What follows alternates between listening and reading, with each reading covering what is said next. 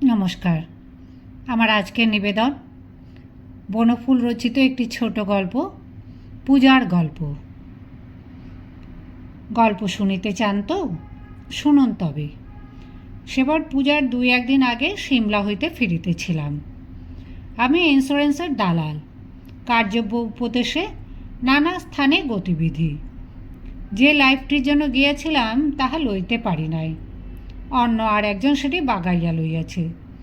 সুতরাং মন খারাপ ছিল। যে কামরায় উঠিলাম তাহাতে দেখি অপরূপ সুন্দরী, একজন নয় 3 জন। চোখ ঝলসাইয়া গেল।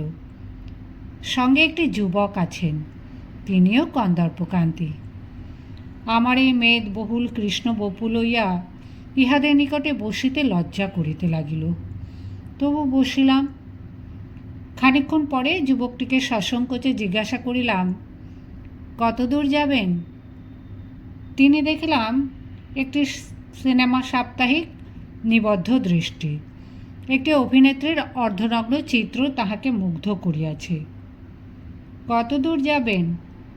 চকিত হইয়া যুবকটি বলিল, কি বলছেন? কত দূর যাবেন তাই জিজ্ঞাসা করছি। বঙ্গদেশ। আমিও তো সেখানেই যাচ্ছি, একসঙ্গে যাওয়া যাবে বেশ। যুবকটি দেখিলাম আবার সাপ্তাহিকে মন দিয়াছেন। সাপ্তাহিকটিতে আমাদের কোম্পানির একটি বিজ্ঞাপন বাহির হইয়াছে দেখিলাম। যুবকটির চিত্ত সেই দিকে আকর্ষণ করিবার আশায় কহিলাম, এই বিজ্ঞাপনটা আমাদের কোম্পানির, আমরা যত বোনাস দিই। অর্ধনগ্ন অভিনেত্রীর দিকে দৃষ্টি স্থির রাখিয়া যুবকটি বলিলেন, ওসব বুঝি না। বোনাস বোঝেন না? আপনি ইনসিওর তো? ওসব বুঝি না, যা বুঝি তা দেখছি বলিয়াই আবার সেই চিত্রের দিকে চাহিলেন। না, আমি বিষ্ণুচরণ বর্মা, ছাড়িবার পাত্র নহে। বলিলাম, আপনার মতো রসিক লোক জীবন বীমা বোঝেন না, এটা বিশ্বাস করা শক্ত। মাসে সামান্য কিছু অর্থ ব্যয় করে যদি জীবনটাকে বাধা দিয়া যুবক কহিলেন, অনর্থক অর্থের কথা পেরে আমাকে বিব্রত করবেন না।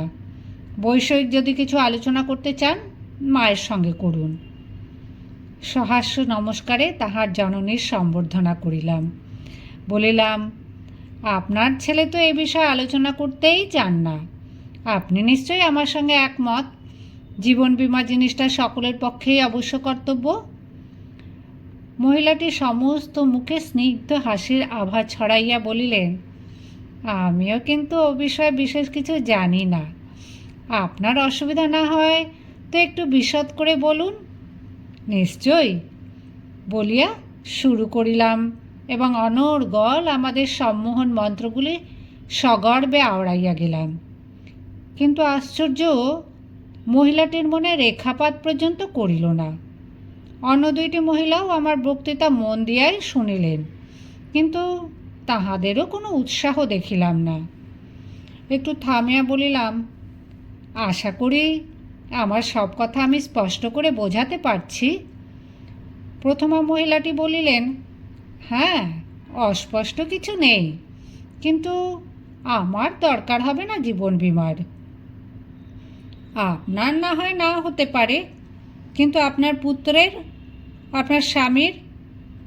আমার স্বামী মৃত্যুঞ্জয়, সুতরাং তাঁর জীবন বীমার প্রয়োজন কই? এমন সময় বাঙ্কের ওপর হইতে শুশু মুন্ডু বাহির করিয়া গুরুগম্ভীর কণ্ঠে গণেশ কহিলেন, তোমরা বড় গোলমাল করছো মা। এই 4 দিন কি আর নিদ্রা হবে? একটু ঘুমিয়ে নাও না। চক্ষু বিস্ফারিত করিয়া দেখিলাম, এ কি? ভ্রম বুঝিতে পারিলাম। জগজ্জননী দুর্গা বঙ্গদেশে চলিয়াছেন, সঙ্গে লক্ষ্মী, সরস্বতী, কার্তিক, গণেশ। সাষ্টাঙ্গ প্রণিপাত করিয়া পদধূলি লইলাম। বলিলাম, অবোধ আমি, ক্ষমা চাই। শঙ্করী হাসিয়া বলিলেন, কোনো দোষ তো করো নাই বৎস, ফর্ম বাহির করো, বঙ্গদেশে পূজাটা ইনসিওর করিয়া রাখি। তোমার বক্তৃতায় মুগ্ধ হইয়াছি।